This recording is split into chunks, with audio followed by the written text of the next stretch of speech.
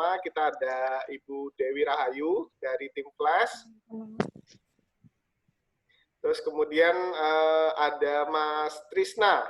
Halo. Ya, nanti kemudian juga ada Mas Edwin ya, nanti yang akan menyampaikan materi tentang CBT. Iya. Ya, oke. Di sini saat ini hostnya ada saya, Diki, dan Mbak April ya, yang sudah banyak kenal orang-orang ini. Hostnya ya tetap Mas Diki dong. Intinya kita goalnya. Oke. Oke, ini udah ada 48 orang yang join. Oke, kalau gitu kita mulai aja untuk materi yang pertama terkait strategi untuk penerimaan mahasiswa baru di tengah wabah COVID-19 ini. Yang nanti akan disampaikan oleh Mbak Dewi dan Mas Edwin ya. Iya, benar. Oke, baik. Kalau begitu silahkan Mbak Dewi, kita mulai aja untuk webinarnya hari ini. Siap. Terima kasih waktunya Mas Diki. Ya. Saya izin share screen dulu ya Bapak Ibu ya.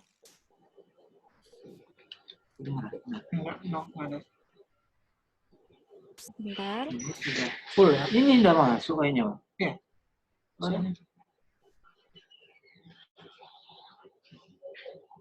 Udah masuk.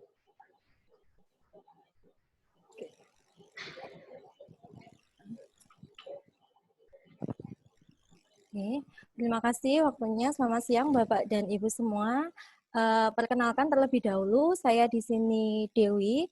Saya adalah Product Support Manager untuk produk Siakat Cloud Sevima. Mungkin sudah banyak yang tahu juga karena saya join di beberapa grupnya. Kemudian ada rekan tim teknis, ada Mas Edwin. Mas Edwin saat ini yang menjadi Product Manager aplikasi Siakat Cloud-nya. Jadi secara teknisnya juga ada Ibu Yasinta yang sudah bergabung juga. Beliau tester dari aplikasi Siakat Cloud ini. Jadi untuk sesi siang hari ini, kami akan menyampaikan tentang implementasi CBT untuk kemudahan penerimaan mahasiswa baru di tengah masa pandemi COVID-19 ini.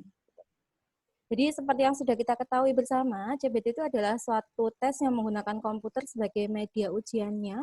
Kemudian kelebihan dari CBT ini ya, pasti menghemat anggaran, jadi di sisi perguruan tinggi tidak perlu menyediakan kepanitiaan, kemudian menghemat waktu pegawai jadi bisa mengerjakan yang lain, kemudian tidak perlu menyediakan tempat, menghemat persiapan juga, memudahkan pendaftar dari sisi waktu dan tempat, jadi tidak perlu datang ke kampus hanya untuk melakukan ujian saja, sehingga harapannya dapat memperluas area sebaran asal wilayah pendaftar, dan di masa seperti ini sangatlah penting. Kemudian juga hasil koreksi lebih cepat dan akurat, jadi memungkinkan kampus untuk melakukan one day service, juga ada custom soal dengan bisa merandom soal serta jawaban, dengan tetap menyimpan historical datanya juga, gitu, baik dari soal dan juga data jawaban dari pendaftar yang sudah diisikan.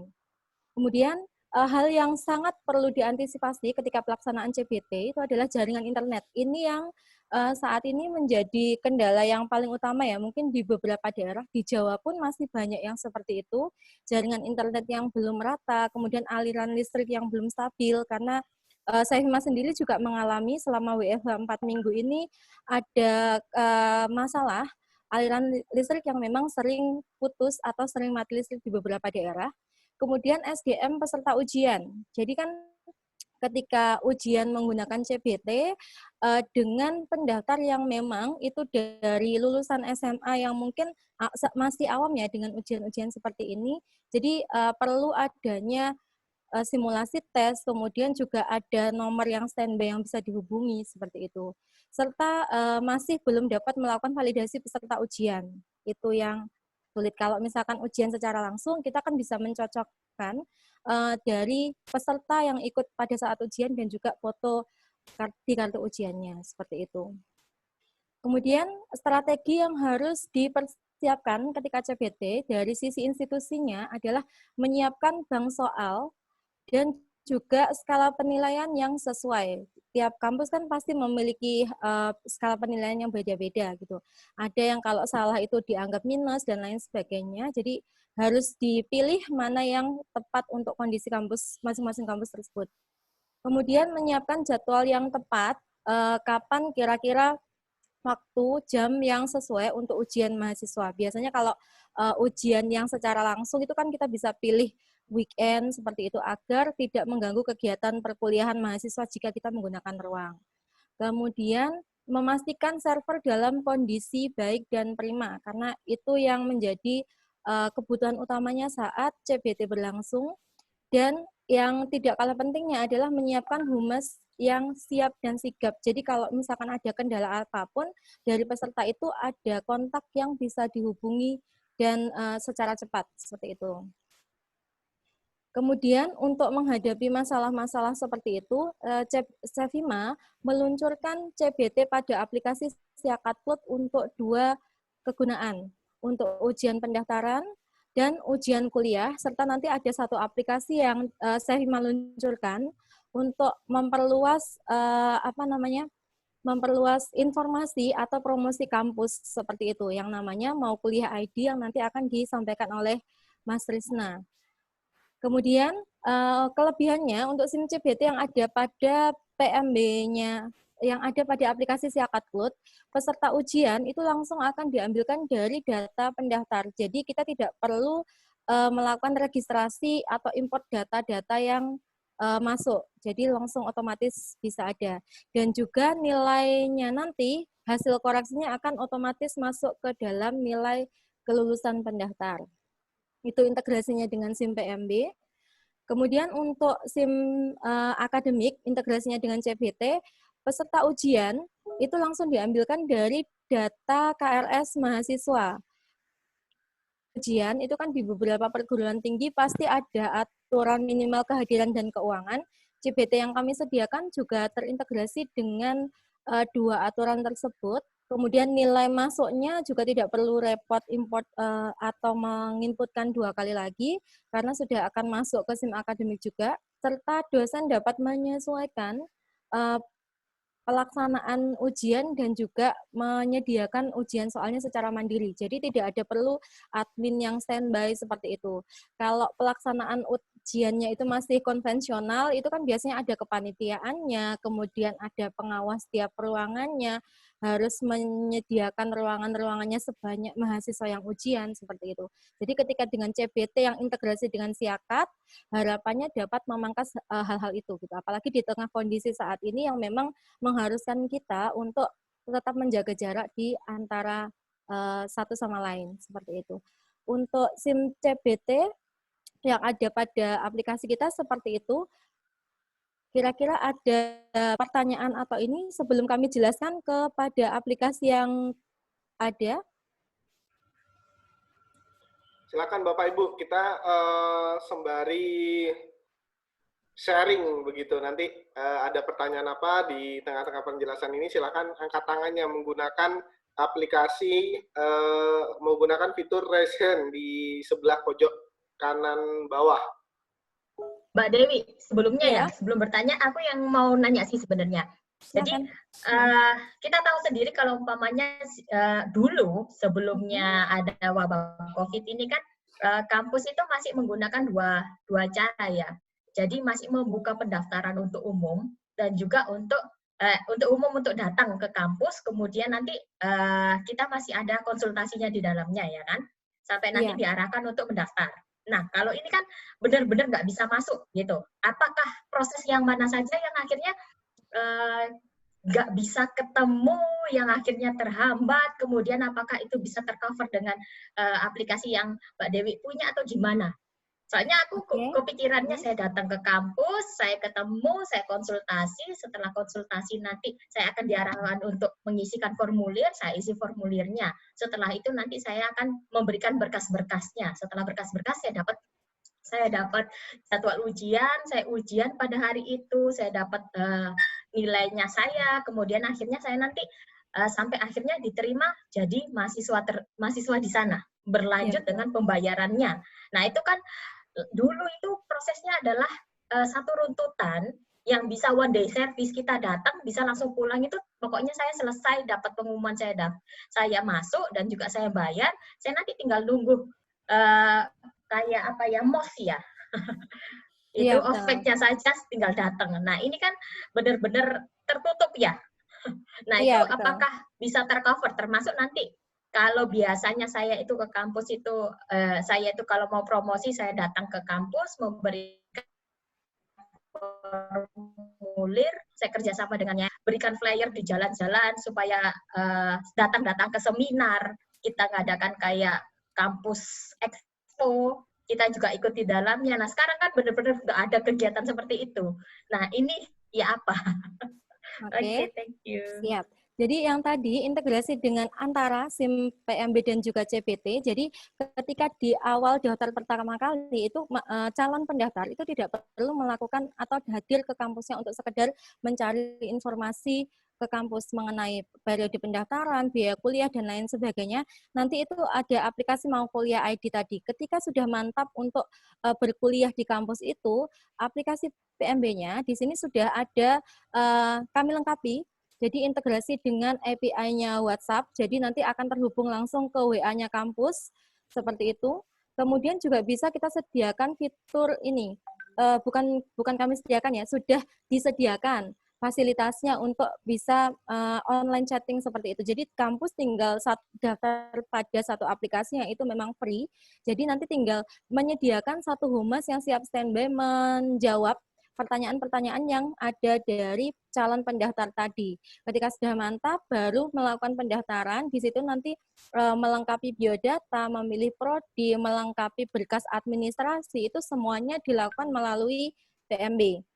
Nah, untuk kampus-kampus yang UKT, di sistem PMB ini juga sudah kami sediakan fitur untuk penilaian poin-poin berkas pendaftarannya. Karena kan kalau UKT semakin tinggi berkas poinnya itu kan akan mendapatkan nominal tagihan dengan tarif UKT yang terendah seperti itu. Semuanya sudah tersedia di sistem.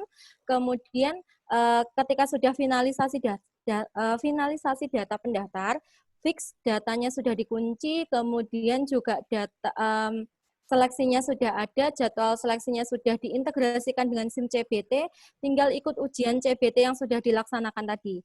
Ketika hasilnya sudah ada, nanti di sini login CBT-nya. Jadi kalau seperti ini kan tampilan dari pendaftarannya. Nanti klik daftar sekarang, kemudian pilih periode pendaftaran mana. Stop, bentar. Ya. Berarti pertanyaan saya yang pertama tadi, untuk sisi konsultasinya itu dibantu dengan fitur yang ada bawah kode itu ya? Oke, Iya, betul. Jadi yang harus disiapkan oleh kampus adalah humas yang selalu standby. Ya. Betul. Handphonenya harus aktif terus. Kayak handphone saya yang ditanyain webinarnya kapan, boleh apa tidak. Oke, itu adalah satu dulu. Oke. Kemudian selanjutnya berarti melakukan pendaftaran ya, ketika sudah melakukan pendaftaran. Berarti UG atau apa ya, tata cara pendaftarannya juga harus siap supaya entah itu nanti disampaikan oleh si humas ini atau bisa di dalam aplikasinya langsung sudah ada kah? Jadi dari pendaftar nanti bisa dimasukkan ke dalam pengumuman sini gitu. Jadi ini bisa dikatakan misalkan dari kampus ingin menambahkan biaya itu kan menjadi salah satu pertimbangan ya calon pendaftar untuk kuliah di kampus mana, kemudian mengambil prodi mana. Nanti informasi-informasi yang berkaitan dengan pendaftaran itu semuanya bisa dimasukkan ke pengumuman dan informasi yang ada di SIM SPMB Front itu. Oke. Baik. Kalau gitu gimana Mbak April? Udah terjawab ya Mbak ya? Tadi ininya. Ya silahkan dilanjut aja. Ini kemudian ada Ibu Indah mau bertanya, silakan Ibu Indah. Iya. Jadi saya mau tanya, kan tadi kita ngomongin mau kuliah.id ya? Betul. Betul Ibu. Nah, setelah saya membuka webnya, tidak muncul nama universitas kami, Universitas Himpunan Tular. Apakah perlu mendaftar terlebih dahulu atau bagaimana ya Pak? Bu? Ya, saya jawab ya. Untuk mungkin universitas Ibu saat ini belum kami terdaftar belum terdaftar di Mau Kuliah. Nanti untuk prosesnya kita akan daftarkan menggunakan email Ibu. Jadi nanti bisa mengisi langsung informasi dari profil kampus Ibu gitu nanti. Oh gitu. Oke, nanti mungkin informasi lebih lengkap terkait Mau Kuliah setelah sesi ini ya, Mas Trisna ya? Ya, betul. Nanti untuk informasi lengkapnya kita jelasin nanti. begitu Ibu Indah, nanti kita ada sesi untuk yang mau kuliah, Ibu. Oke, makasih. Udah itu aja. Oke, baik. Mungkin ada yang lainnya sebelum kita lanjutkan lagi, Oke, ya. Iya. Oke, kalau nggak ada mungkin dilanjut dulu Mbak Dewi sedikit. Oke, terima kasih. Jadi yang tadi, yang poin pertama, yang untuk memangkas, untuk menghindari calon pendaftar itu datang ke kampus, untuk sesi konsultasi kami sediakan fitur untuk online chatting, baik melalui Talk2 ataupun WhatsApp. Kemudian untuk pendaftarannya semua full di aplikasi, mulai dari mengisikan biodata lengkap sampai untuk tahap finalisasi data pendaftar. Jadi saat finalisasi data itu sudah dikunci ya Bapak Ibu ya. Jadi nanti ketika masuk ke akademik harapannya datanya itu memang sudah bersih sesuai dengan validasi data yang dibutuhkan untuk pelaporan, seperti itu. Kemudian ketika di PMB ini datanya sudah lengkap, kemudian di CBT juga sudah diinputkan jadwalnya, dari pendaftar itu untuk seleksinya dapat menggunakan aplikasi CBT-nya, menggunakan login masing-masing, seperti itu. Untuk CBT-nya nanti jadwalnya diatur oleh admin PMB pada halaman back-end-nya. Jadi ada pencatatan ketua panitia dan lain sebagainya, ruangan skor seperti itu. Kemudian bank soalnya ini juga bisa diatur dinamis.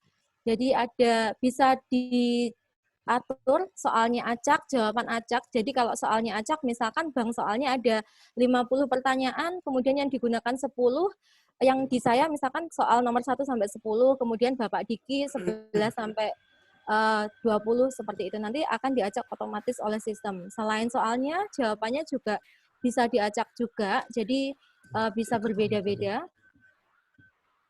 Kemudian jawabannya bisa macam-macam, bisa video, bisa gambar, seperti itu. Nanti bisa disesuaikan dengan masing-masing kebutuhan.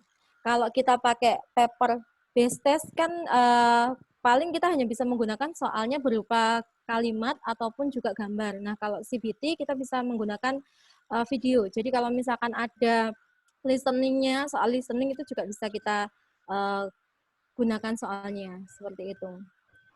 Kemudian di sini, selain bank soal tadi, maaf, saya edit dulu.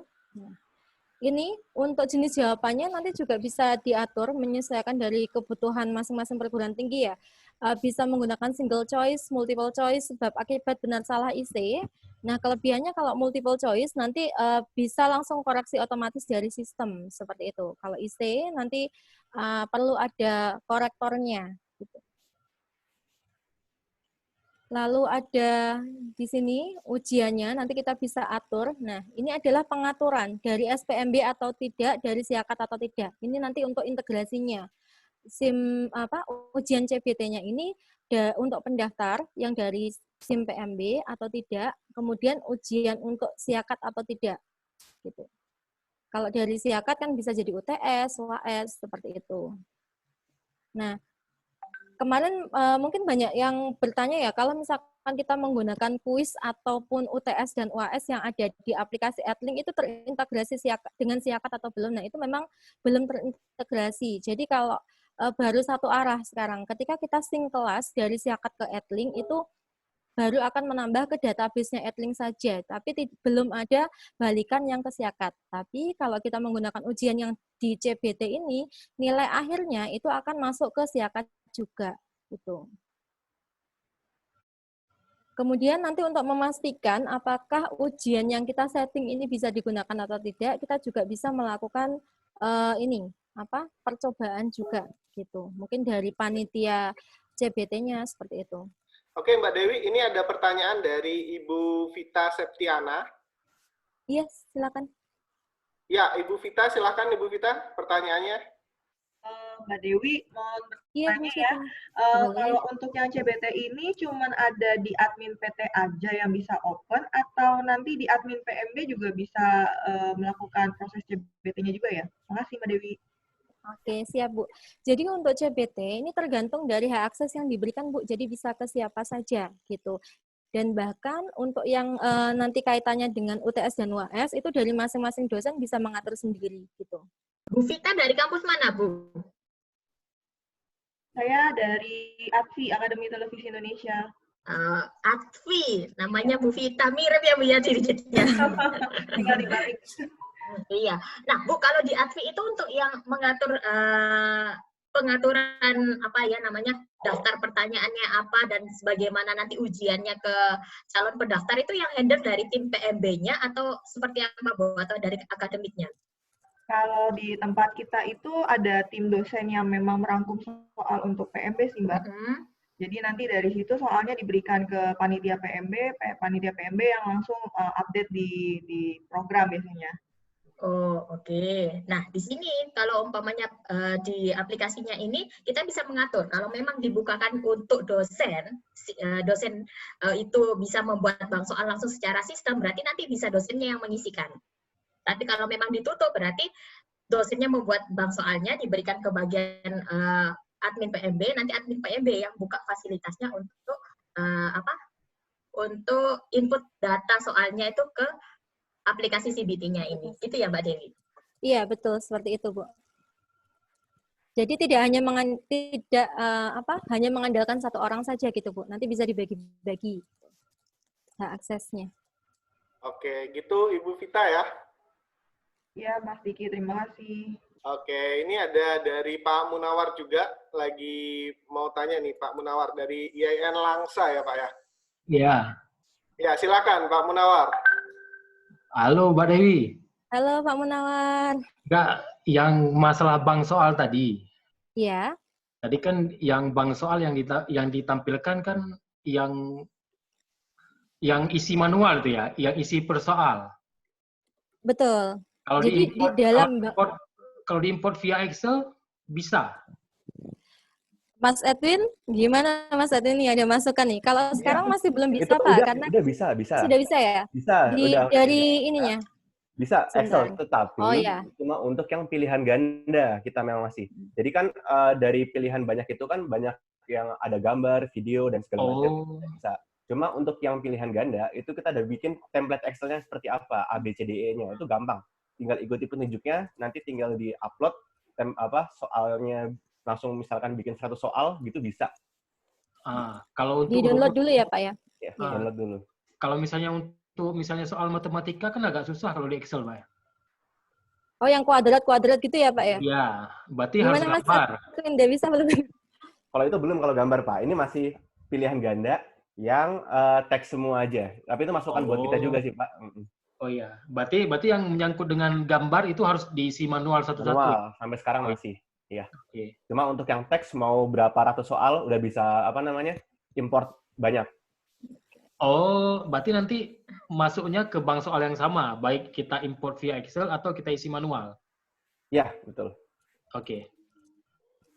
Oke, baik. Bank soalnya nanti bisa dikelompokkan ya Pak ya, gitu.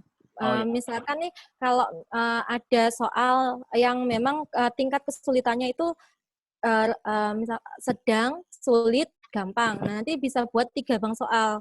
Kemudian ketika kita membuat soalnya nanti, kita bisa ambil 10 dari yang gampang, 10 dari yang sulit, 10 dari yang sedang, seperti itu. Jadi merata tiap pendaftarnya dapatnya. Oke. Mohon maaf Bu Dewi, boleh bertanya?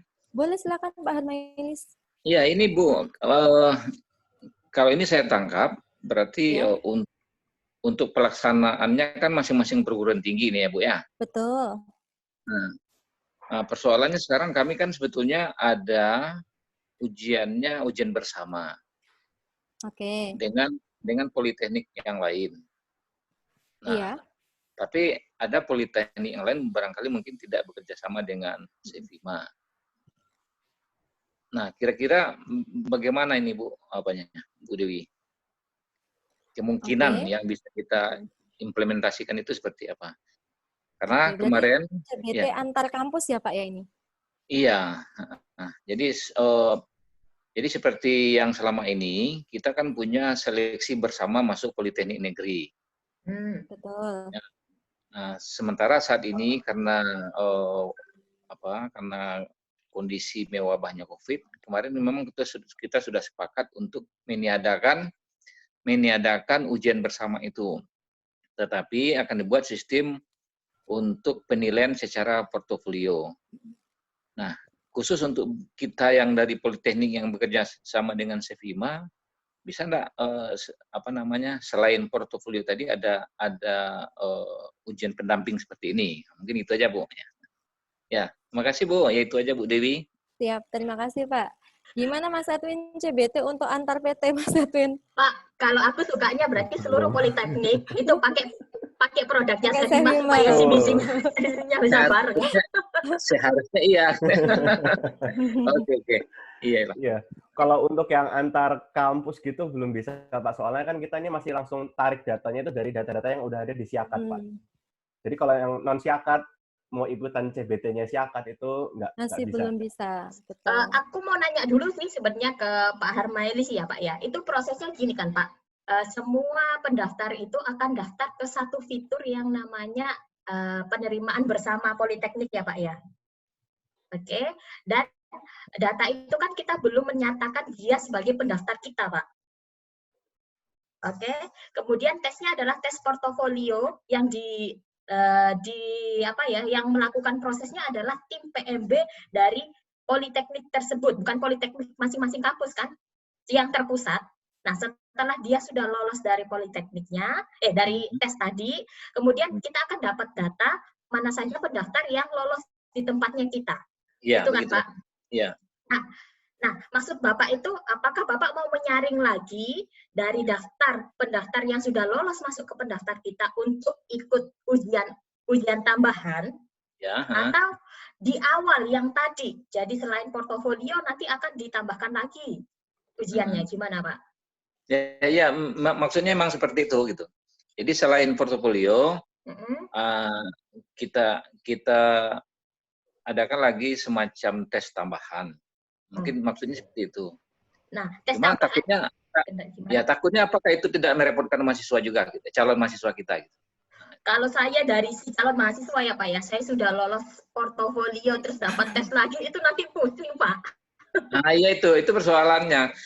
Tapi kan persoalan sekarang kan dari tes portofolio itu kan kevalitannya kan kadang kita masih belum tahu juga gitu. Mungkin beberapa memang ada sih Pak yang ketika sudah dinyatakan diterima dari berkas saja gitu. Nanti ada seleksi lainnya untuk mungkin pembagian kelasnya ya Pak ya, pemerataan di kelas.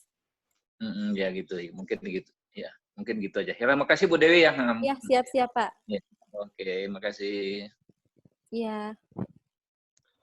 Oke, baik. Ini kemudian ada pertanyaan lagi tadi dari Pak Panji. Dia angkat tangan cuman turun lagi. Gimana Pak Panji? Halo Pak Panji? Ya. Halo, selamat siang. Selamat siang Pak Panji. Ya, terima kasih Mbak. Pak Panji dari kampus mana Pak Panji sebelumnya? Dari 17 Agustus Jakarta Pak. Oke, dari Untak Jakarta ya Pak Panji ya? Ya. Oke, silakan ya. Pak Panji. Ya, jadi gini untuk yang CBT